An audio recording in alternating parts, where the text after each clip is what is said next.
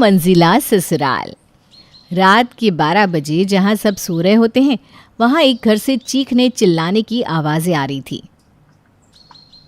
पता नहीं किस कुत्ते ने मुझे काटा था, क्यों पूछ लिया मैंने? गलती हो गई भाभी, मेरा वो इंटेंशन नहीं था। अरे भाई, गलती तो हमारी हुई है जो तुम पराये लोगों को अपना समझा। ना भाई ना, आज के ज़माने में किसी को अपना सोचना ही पाप है।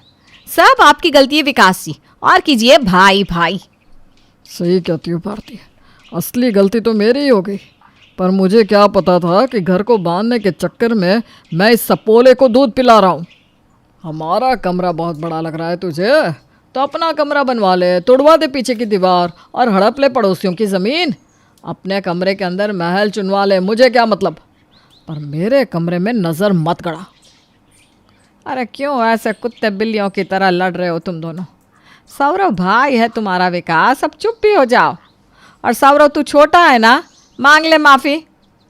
मांग तो रहा हूँ मम्मी, जबकि गलती तो मेरी है ही नहीं। अगर कोई उस माफ़ी को सुनना ही नहीं चाहेगा तो मैं क्या करूँ? कदमों में बिछ जाऊँ क्या? अरे इस शोर के कारण तो अड़ोसी पड़ोसी भी अपने घर की बत्तियां जलाने लगे हैं। किसी ने दरवाजे पर आकर बेल बजा दी तो जो 2 पैसे की इज्जत बची थी ना, वो भी चली जाएगी। वृंदा कह रही होती है कि तभी कमरे के अंदर से आवाज़ आती है। गई इज्जत गई, बरसों से मेरे बाप दादा ने जो इज्जत कमाई थी लुटवा दी तुम लोगों ने। दिन में लड़ते लड़ते अब अंधेरी रात में भी तुम लोग तमाशा करने लगे हो। अरे भाई, ऐसी क्या कमी पड़ गई? भूखमरी छा गई क्या, या कोई डकैती हो गई घर पर? यहाँ लोग इतना बड़ा बड़ा कांड कर देते हैं और मुंह से चू भी नहीं निकलता, और हमारे घर में देखो, इसी कारण तो हम आज तक एक ही मंजिले मकान में रह गए। सड़क पर रोक रोक कर लोग पूछते हैं मुझसे, क्या बात हो गई शंभू जी, घर में एसी है, पंखा है, फ्रिज है, फिर कैसी भूखमरी छा गई आपके घर में जो घर से चीखने चिल्लाने की आवाज़ें आती रहती है? पूरी दुनिया में सब आपको ही क्यों टोक कर बोलते हैं? हाँ, क्योंकि पापा जी आप ना सामने से रिप्लाई नहीं करते। मुझे कोई रोक कर तो बोले, उसकी बोलती ना बंद कर दो तो मेरा नाम भी भारती नहीं। और ये कौन बोल रहा था आपको? वो पिंटू अंकल ना, जिसकी खुद की बहू भागी हुई है।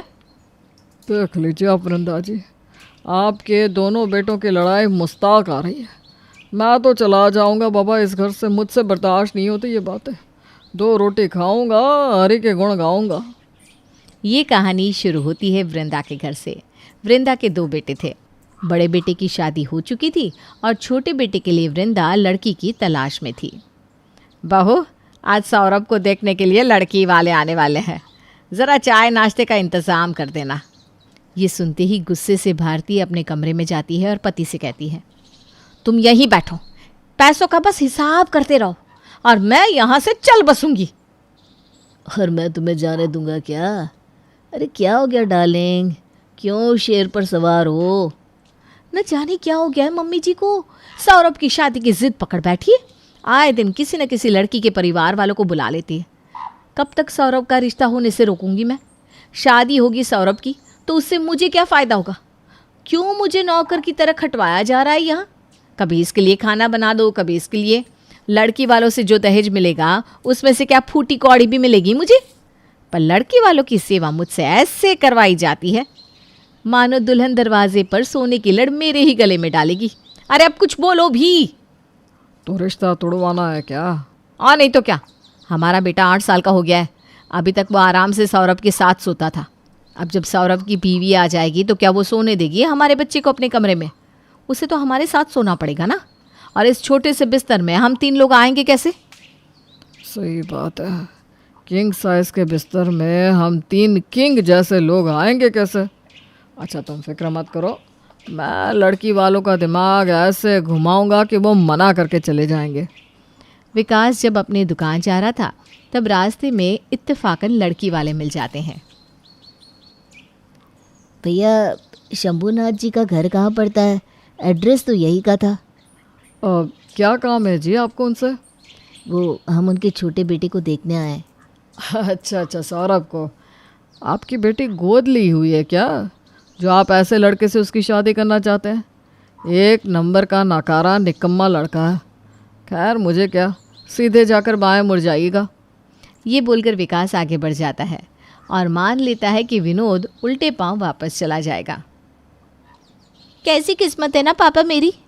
आज तक जो भी लड़के देखे सबका इमेज बहुत अच्छा था, पर लड़का असल में बुरा निकला और इसका इमेज तो पहले से ही खराब है।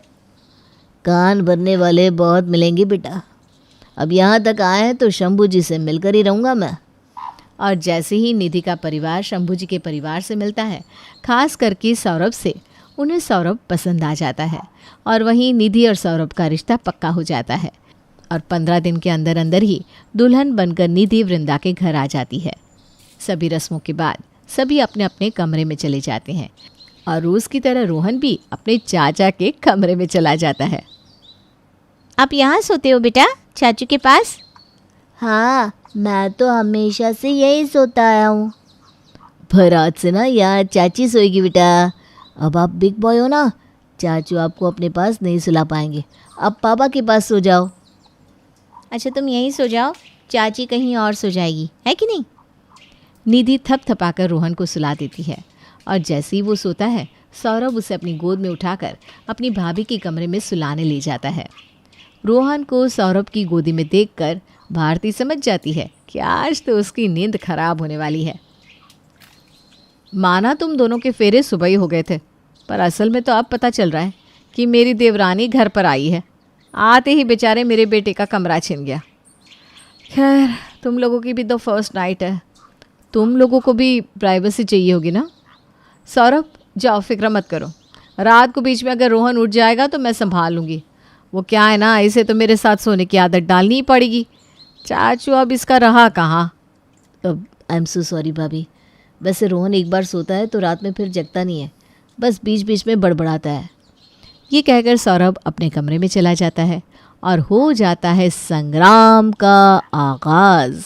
अगली सुबह निधि साड़ी पहनकर सर ढककर अपने कमरे से बाहर आती है और सभी बड़ों के पैर छूती है। जैसे ही वो भारती के पैर छूने झुकती है तो भारती कहती है, यही तरीका तो होता है, पहले जेठानी को सर चढ़ाने का और फिर ऊपर से नीचे धड़ाम से गिरा देने का। क्या हो गया भाभी, आप ऐसे क्यों कह रही हैं? बुरा मत मानना निधि कि तुम्हारी जेठानी तुमसे ऐसा कह रही है। ये एक जेठानी नहीं, एक माँ कह रही है। आज सुबह जब रोहन की आँख खुली तो बेचारा हैरान था कि वो सोया तो चाचू के पास था, तो मम्मी के पास आंखें कैसे खुली। बार बार चाचू चाचू किए जा रहा था। बेचारे को 2 थप्पड़ मारी मैंने, और फिर मैं करती भी तो क्या, मैं भी तो मजबूर हूँ। कैसे बताऊँ उसे कि चाचू अब तेरा नहीं रहा, वो तो चाची का हो गया है। ये कहकर अपने आंसू पोंछती हुई भारती अपने कमरे में चली जाती है। जहाँ नई बहू के आने से घर में हंसी मजाक का माहौल होना चाहिए था, वहाँ पहले ही दिन रोना धोना शुरू हो गया था। कुछ देर बाद ही एक एक कर मुँह दिखाए की रस्म के लिए मेहमान आने शुरू हो जाते हैं। बहू तो एकदम चांद का टुकड़ा लेकर आई हो तुम वृंदा। जैसा हमारा सौरभ वैसी हमारी निधि। अब जल्दी जल्दी तुम हमें गुड न्यूज़ दे देना बेटा। अरे अभी तो हमारी खुद खेलने कूदने की उम्र है आंटी। क्यों रे, तूने तो बचपन से रोहन को पाला पोसा है, बच्चा पालने का एक्सपीरियंस तो तुझे पहले से ही है। शुक्र है आंटी जी आपने ये नहीं कह दिया कि सौरभ और निधि ने ही रोहन को जन्म दिया था। अरे 2 मिनट बच्चों को अपने पास रख लेने से कोई बच्चा पालना नहीं सीख जाता, है कि नहीं सौरभ? और ऐसे ही आए दिन भारती किसी न किसी बात पर अपनी देवरानी को टॉन्ट मारती रहती। एक रोज़ रात के खाने के वक्त, ये तुम दोनों ने ठीक किया कि काम आधा आधा बांट लिया। एक वक्त एक बहू सब्जी बनाएगी तो दूसरी रोटी, और दूसरे वक्त इसी का उल्टा होगा। दिमाग बहुत अच्छा लगाया गया है। वैसे ये आइडिया था किसका? किसका हो सकता है माँ जी? मैं तो जो अंदर से हूँ वही बाहर हूँ। ये तेरा, ये मेरा, ये हमारा, ये उनका, ये शिक्षा तो नई बहू ही अपने मायके से लेकर आई है मम्मी जी। ये आइडिया ना निधि का था। तो इसमें कुछ गलत किया क्या भाभी मैंने? मैं नहीं चाहती कि फिर आपको ऐसा लगे कि मैं ज़बरदस्ती आप पर किसी काम का प्रेशर डाल रही हूँ, क्योंकि जब घर में नई बहू आती है तो घूम फिर कर सारी बात नई बहू पर ही आ जाती है। वो तो दिख ही रहा है किसके आने से क्या हुआ है। आज तक हमारे घर में खाने के वक्त कभी कोई बहस नहीं हुई, और यहाँ देखिए मम्मी जी, और कीजिए अपने छोटे बेटे की शादी अपनी मर्जी से। हो गया, जिसे जो बोलना था बोल दिया, तो अब खाना शुरू करो। सभी खाना खाना शुरू करते हैं। सब्जी में नमक ज़्यादा है नहीं? और ये आलू तो आधे जले हुए हैं। मैंने तो सिर्फ रोटियां बनाई हैं, सब्जी भाभी ने बनाई है। हाँ तो जलेगी ही ना सब्जी, रात भर नींद कहाँ पूरी हो पाती है मेरी।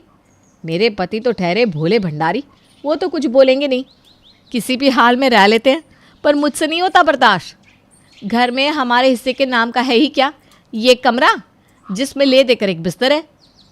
मैं, मेरा पति, मेरा बेटा तीनों वहीं सोते हैं। इतने छोटे से बिस्तर में हम सब कैसे आते हैं बस मैं ही जानती हूँ। तो नींद कहाँ से पूरी होगी मेरी। सब्जी बनाते बनाते आँख लग गई थी तो जल गई सब्जी। जिसे नहीं खाना वो बाहर से मंगवा ले। और इसी तरह रोज़ किसी न किसी बात पर भारती निधि को ताना देती रहती। एक रात पसीने से लथपथ निधि सौरभ से कहती है, हाय कितनी गर्मी है सौरभ, ये पंखा चल रहा है या रो रहा है? ये तो चल ही रहा है बेचारा अपनी स्पीड में। अब 45 डिग्री की गर्मी में इस कमरे को ठंडा करे भी तो कैसे। तो एसी ले लेते हैं ना। नहीं अच्छा नहीं लगेगा, मम्मी पापा के कमरे में एसी नहीं है और हम एसी लगवा लेंगे।